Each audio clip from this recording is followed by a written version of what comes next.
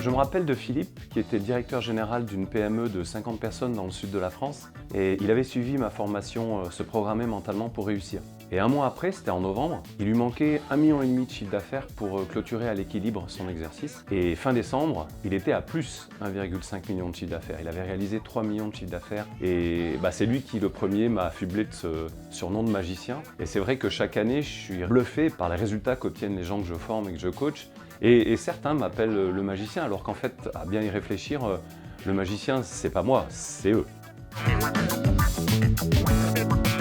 Alors, l'anecdote que j'ai à vous raconter, c'est pas forcément la plus drôle, mais en tout cas, c'est la plus marquante pour moi. Parce qu'en juillet 2020, j'ai sauvé la vie de ma femme. Elle était à ce moment-là atteinte d'une maladie qui faisait qu'elle s'évanouissait à n'importe quel moment. Elle perdait connaissance et elle tombait là.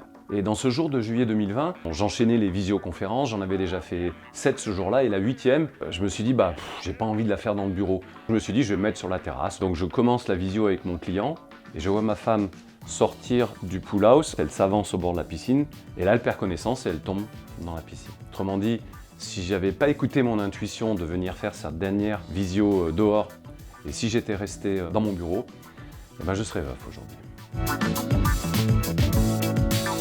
En fait, plus de dessert pour moi, parce que je suis vraiment fier au printemps 2021 de m'être complètement libéré de mon addiction au sucre. Donc, j'ai plus de dessert préféré. Par contre, j'aime bien finir par du fromage de temps en temps.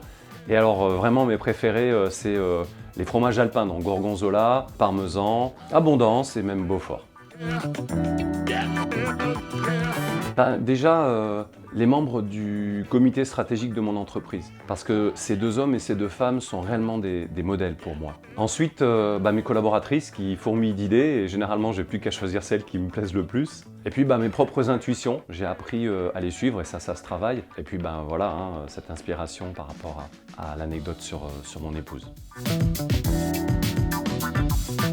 Je suis fier de tellement de choses. Déjà, je suis fier de moi d'avoir réussi à me libérer complètement du sucre. Je suis fier de la trajectoire de mes enfants. Je suis fier du courage de ma femme.